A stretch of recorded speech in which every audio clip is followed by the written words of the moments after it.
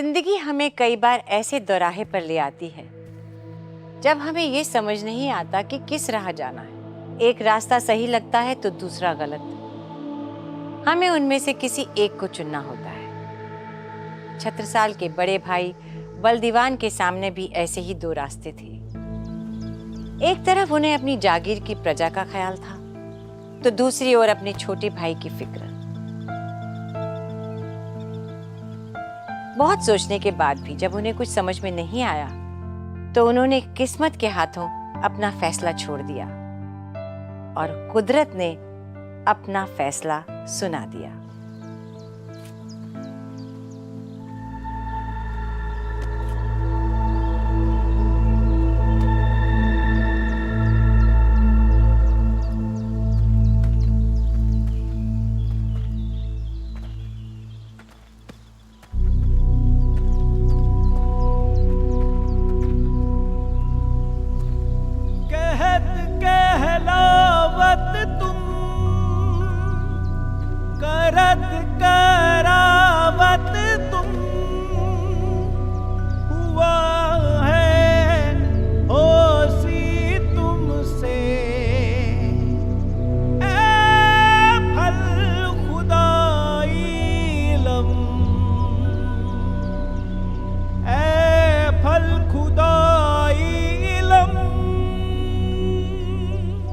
कहा करूं किन सो कहूं न जगह कित जाऊं। एता भी तुम दृढ़ कर दिया तुम बिना न कित ठाऊं।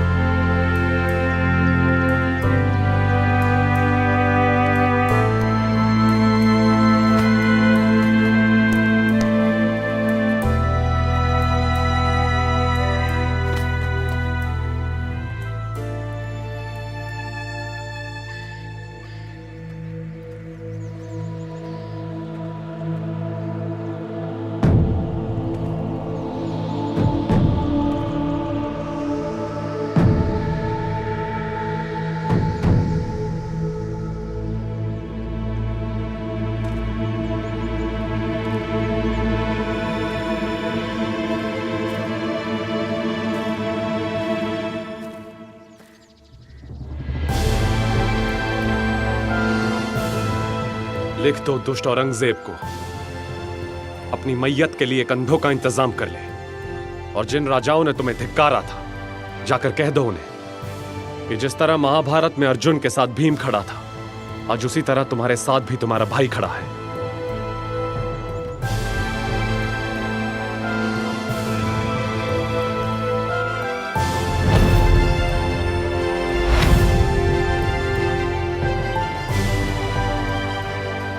आप नहीं जानते आपके इस निर्णय से हमें कितना बल मिला है।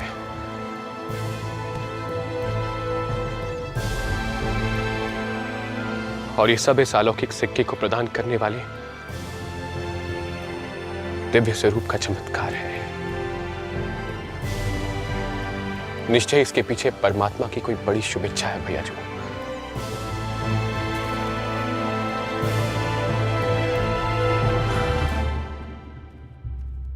तुम्हारा स्वागत है बलदीवान। बहुत उचित समय पर आए हो। यहाँ की स्थिति बहुत गंभीर हो चुकी है। सुना है हमने। हद हो गई क्रूरता की। हम चुप नहीं बैठेंगे भैयाजू। हमें गांव वालों की रक्षा करनी होगी।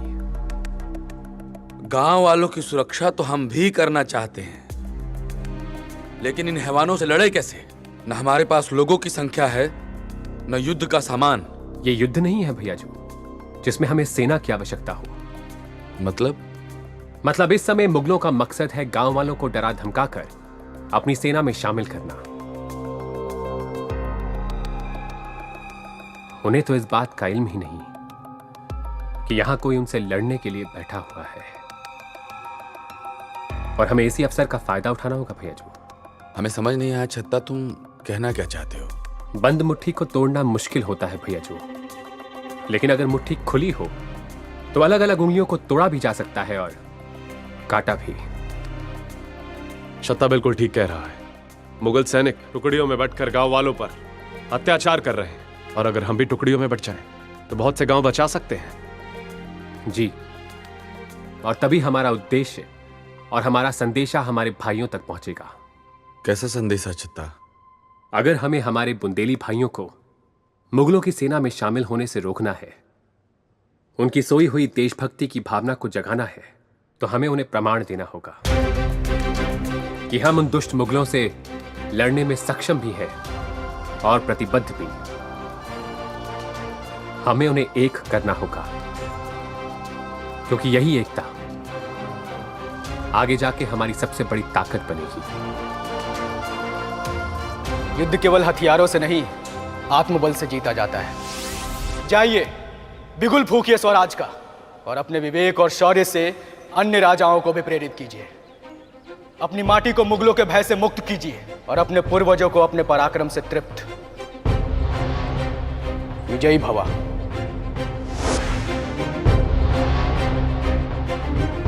दौलत नहीं तो क्या, हथियार नहीं तो क्या, हमारी दौलत, हमारे हथियार, हमारे लोग हैं जिनमें हमने मुगलों के खिलाफ विद्रोह की तड़प देखी है। और हमें इस चिंगारी को हवा देकर एक प्रचंड ज्वाला का रूप देना है। प्रणाम कुंवर जी। अभी भी खबर आई है दोबरा के पास पालेर गांव में हमला हुआ है। वहां के सारे नौजवानों को बंदी बनाकर ले गए मुगल। वहां से किसी धुरमंगत बख्शी का संदेश आया है आपके नाम।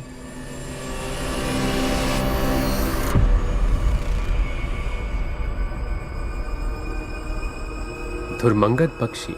कहाँ है वो बच्चा? जाने दो मेरे बेटे को, उसने कुछ नहीं किया।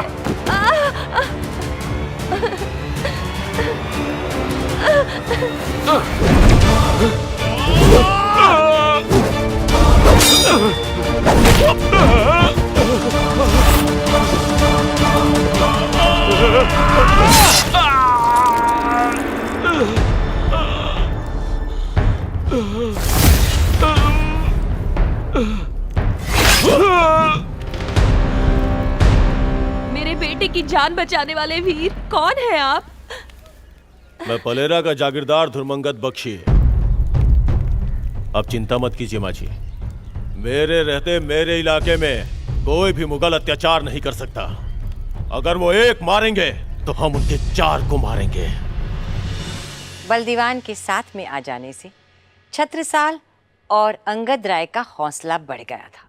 उनका आत्मविश्वास अब हिलोरे ले रहा था।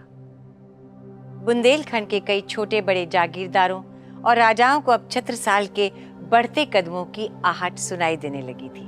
ऐसे ही पलेरा नाम की एक छोटी सी जागीर के जागीरदार धुरमंगद ने छत्रसाल पर विश्वास दिखाते हुए मुगलों से लड़ने के लिए उनसे मदद की मांग की। छत्रसाल ने इस मांग को स्वीकार कर लिया और बलदीवान और महाबली को उसकी मदद के लिए पलेरा जाने के लिए कहा। लेकिन छत्रसाल को कहाँ पता था कि उनका ये फैसला उनके लिए कैसी मुसीबत लाने वाला है।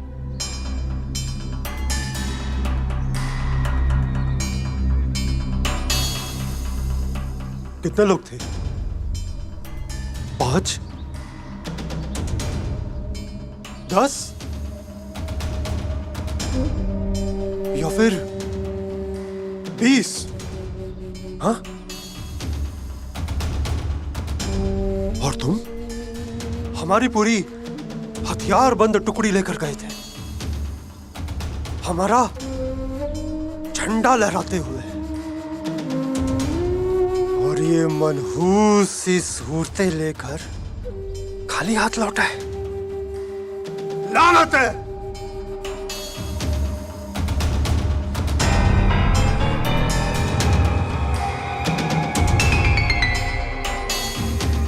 हम खुद जाएंगे, उनके इलाके में जाएंगे। देखे तो सही किस चींटी के पर निकल आए हैं। दुर्मंगत बख्शी, ये तो पलेरा का जागीरदार है, जानते हैं हम इसे। दोस्त नहीं कहेंगे, लेकिन इतना जानते हैं कि इसके दिल में भी स्वतंत्रता की ज्वाला उतनी ही प्रबल है जितनी कि हम सब के अंदर। लेकिन लिखा क्या है इसमें? उसने हमें मदद के लिए पुकारा है। उसे अंदेशा है कि जल्द ही मुगल उसके इलाके में हमला करने वाले हैं। पर हमारे कुछ लोग तो पहले से ही टुकड़ियों में अलग अलग गांव के लिए रवाना हो चुके हैं। हम भेजेंगे किसे? हम मदद की पुकार को नजरअंदाज नहीं कर सकते भैयाजू। वैसे पलेरा यहां से दूर नहीं है, तुम कहते हो तो हम जा सकते हैं। और वैसे भी हमारी कुश्ती का तो अभ्यास यहां हो नहीं पाएगा। अब जाएंगे तो 2-4 मुगलों को धोबी पछाड़ देकर ही आएंगे। क्यों भाईजू, है ना छत्ता? ठीक है, तो आज ही आप और महाबली कक्काजू पलेरा के लिए निकल जाइए। हम भी और लोगों को जुटाकर वहां पहुंचते हैं। पर क्या इतनी जल्दी लोग हमसे जुड़ने के लिए तैयार हो जाएंगे? तैयार तो करना पड़ेगा भैयाजू, जितने लोग होंगे उतना अच्छा। फिलहाल जहां तक नजर जाती है वहां तक चलते हैं। वहां पहुंचकर आगे का रास्ता भी जरूर दिख जाएगा। कुमार छत्रसाल को संदेशा तो भिजवा दिया है। आशा है कि वो हमें निराश नहीं करेंगे, लेकिन उनके सहारे आश्रित होकर हम हाथ पे हाथ धरे नहीं बैठ सकते हैं। या तो हम उन मुगलों को मार भगाएंगे या वीर शहीदों में गिने जाएंगे। क्यों साथियों? हमारा अस्तित्व हमारी मातृभूमि के कारण है, और अगर हमारा जीवन हमारी मातृभूमि के काम ना आ पाए तो हमारा जीवन व्यर्थ है।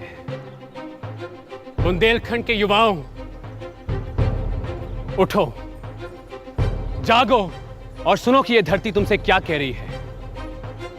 उठाओ अपने हथियार और कह दो मुगलों से कि अब उनकी दास्तां हमें स्वीकार्य नहीं, कि अब ईंट का जवाब हम पत्थर से देंगे और लहू का जवाब लहू से। हम एकजुट होंगे। हमारी सेना के सभी सैनिक जुझारू सैनिक बनेंगे और अपनी मातृभूमि को आजाद कराएंगे। हर घर से एक बेटा मांगा है उन्होंने, और किसी एक की कुर्बानी से बाकी के परिवार तो सुख शांति से जी सकेंगे ना बेटा। तुम्हारा जोश अपनी जगह ठीक है, पर सच्चाई यह है कि हम सब मिलकर भी उन मुगलों का कुछ नहीं बिगाड़ सकते। आज एक बेटा मांगा है, कल घर मांगेंगे, फिर जमीन, और मांगेंगे नहीं, छीन लेंगे। तब क्या करेंगे आप? किससे मांगेंगे रहम की भीख? क्या ये जिंदगी चाहिए आपको अपने और अपने बच्चों के लिए? जिसमें पहले से ही हार तय हो, ऐसी लड़ाई लड़ना मूर्खता है। हम किसान हैं, हल चलाते हैं, और ये हल चलाने वाले हाथ तलवार कैसे उठा सकते हैं? जब हल चलाने के लिए जमीन ही नहीं रहेगी तो क्या करोगे मित्र? हल के लोहे को पिघलाकर अब हथियार बनाने का समय आ गया है मेरे भाई। अगर हल को ही पिघला देंगे तो भीख तो मांगनी पड़ेगी, न खेती होगी न फसल। माफ कीजिएगा कुंवर जी, इस मुहिम में हम आपका साथ नहीं दे पाएंगे।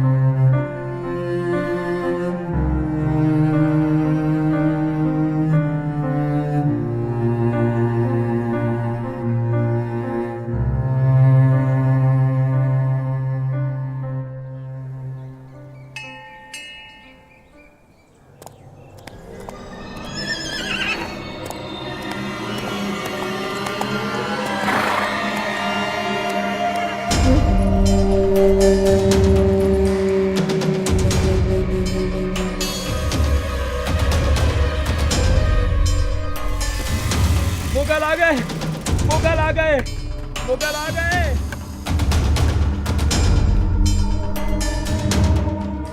इन बुत परस्तों की उम्मीदें इन बुतों में बसती हैं। तोड़ दो इन बुतों को और उनकी उम्मीदों को भी। रुक जाओ।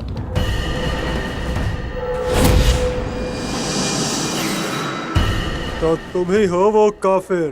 अच्छा हुआ जो तुम खुद आ गए। हमारी तलवार को तुम्हारी ही गर्दन की तलाश थी। तलवार चलाना भी जानते हो या सिर्फ जुबान ही चलती है? रुक जाओ। इस काफिर के लिए तो हम अकेले ही काफी हैं।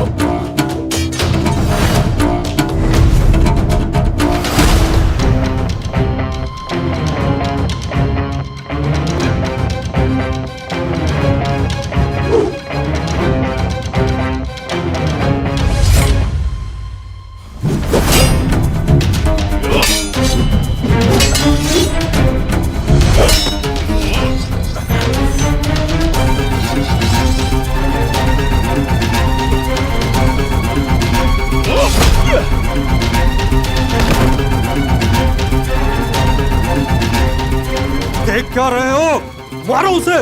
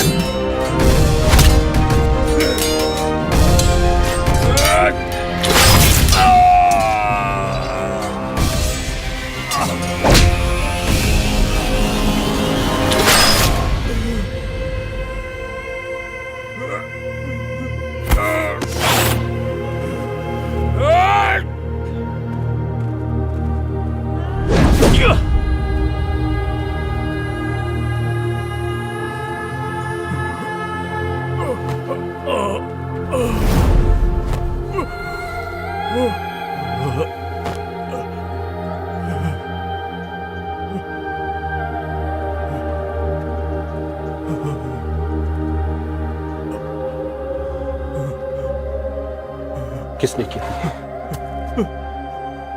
काकाजू, आपको कुछ नहीं होगा।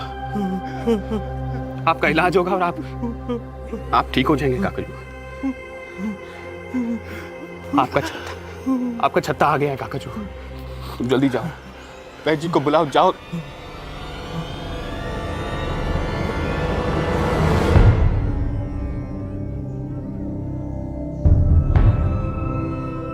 काकाजू, काकाजू, काकाजू।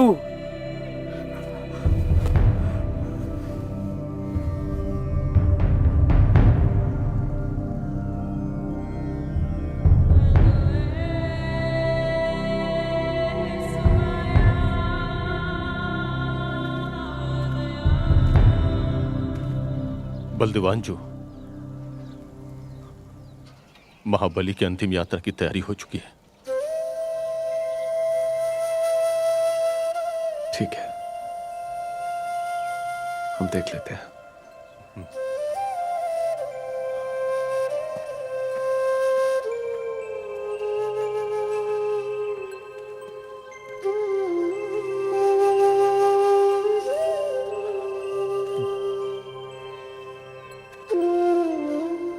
क्षमा करे कुंवर, हमारी वजह से ही महाबली।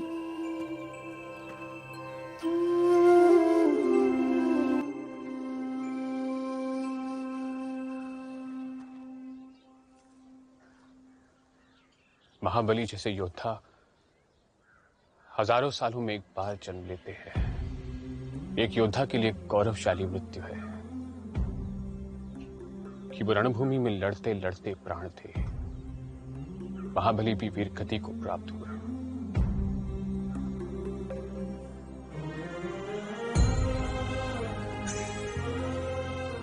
हमारे पिता के बाद यदि किसी ने हमें सुरक्षित होने का अनुभव कराया तो वो महाबली थे।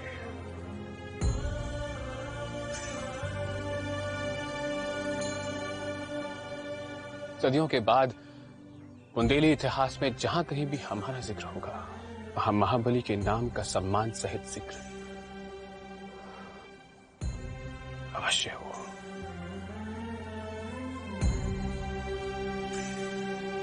छत्रसाल महाबली करियो सबकी भली भली। छत्रसाल महाबली करियो सबकी भली भली। छत्रसाल महाबली करियो सबकी भली भली।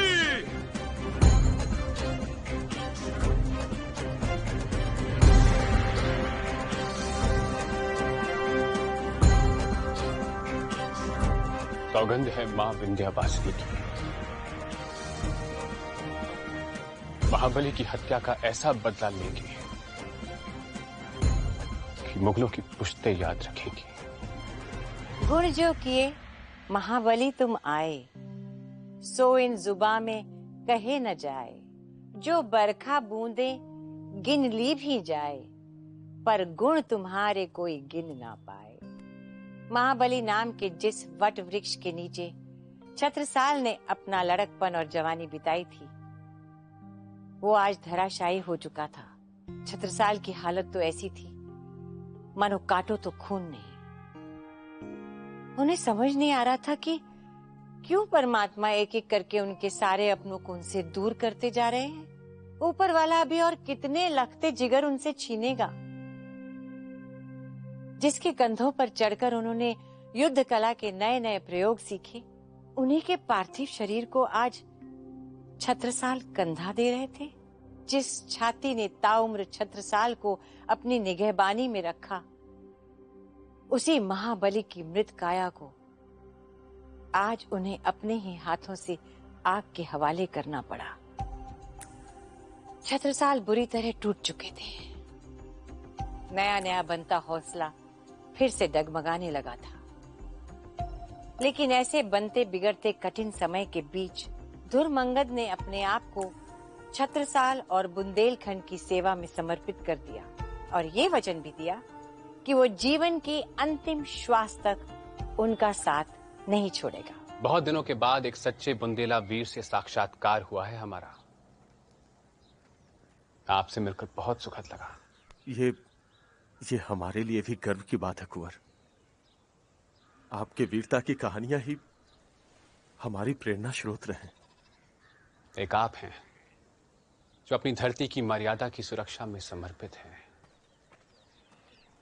और वहीं दूसरी तरफ हमारे ही देश के कुछ मौका परस्त राजा जो औरंगजेब के साथ मिलकर दक्खन पर चढ़ाई करने की तैयारी कर रहे हैं। किसकी बात कर रहे हो छत्ता? राजा सुजन सिंह की। घृणा आती है हमें सोचकर कि हमारी धरती की मिट्टी ने ऐसे गद्दारों को भी पैदा किया है। गुलामी करना तो जैसे इनकी आदत हो गई है। हम गैरों को क्या दोष दें जब अपने ही दुश्मन बने बैठे हैं। छत्ता, अब हमसे और सब्र नहीं हो रहा। इससे पहले कि ये फिदाई खान यहां से भाग निकले, हम इस पर हमला कर देते हैं। आप बिल्कुल सही कह रहे हैं दाऊजो। वो दुष्ट अभी धूम घाट के पास डेरा जमाए हुए है। हालांकि उसकी सेना सतर्क होगी, किंतु अगर आप साथ दें तो हम अकस्मात उसके ऊपर हमला करके उसे मौत के घाट उतार सकते हैं।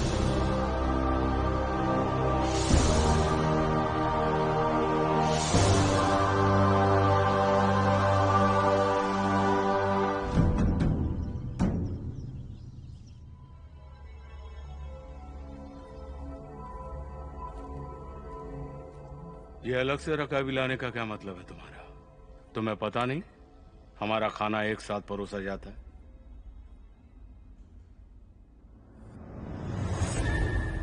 ऐसा क्या बनाया खान साहब ने?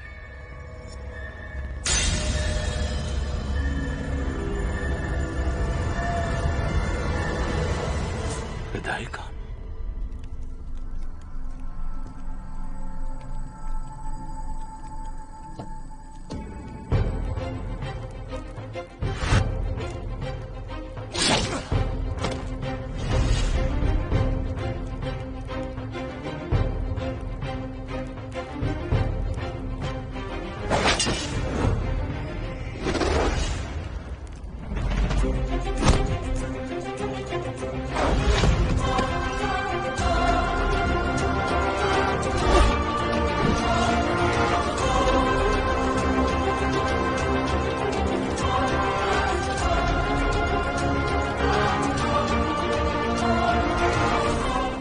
शोर कैसा?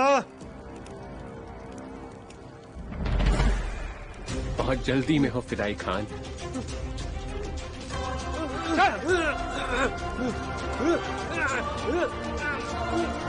सिपाहियों! सिपाहियों! सिपाहियों!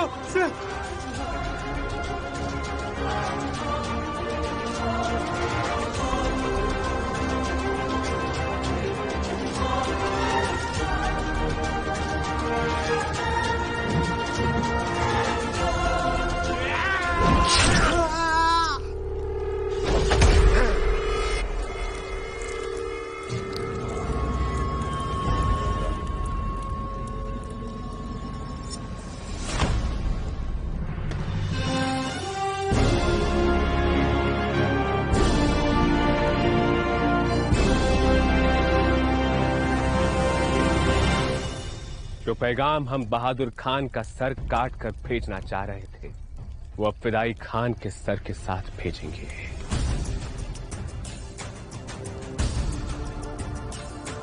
अब दिल्ली तक गूंजेगी बुंदेलों की दहाड़, अब औरंगजेब तक पहुंचेगी हमारी ललकार।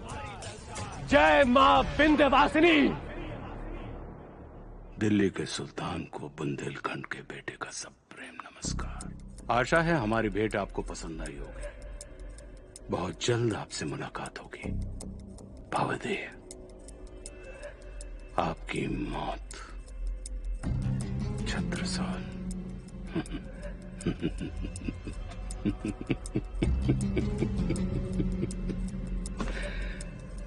हमारी मौत, हाँ, छत्रसाल।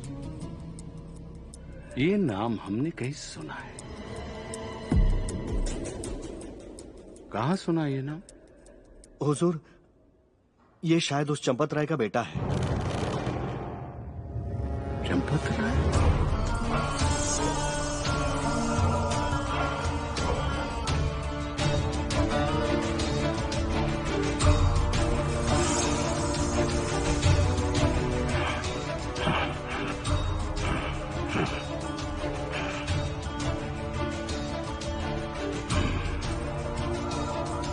चंपत राय। फिदाई खान को उसके अंजाम तक पहुंचाकर छत्रसाल ने जो आग लगाई थी, पहली बार उसकी तपिश औरंगजेब तक पहुंची थी। उसके नाम की गूंज आज पहली बार मुगल सल्तनत के जसेम गलियारों तक पहुंची थी। छत्रसाल ने एक ही तीर से दो निशाने लगाए थे। फिदाई खान का सर धड़ से अलग करके उसने महाबली की मौत का बदला तो ले ही लिया था, साथ ही साथ अपने नाम की धमक से मुगल सल्तनत को भी हिला दिया था। औरंगजेब के आसमान से ऊंचे घमंड को आज पहली बार एक आम से लड़के ने चोट पहुंचाई थी। लेकिन ये चोट कितनी गहरी है, ये तो आने वाला वक्त ही बताएगा।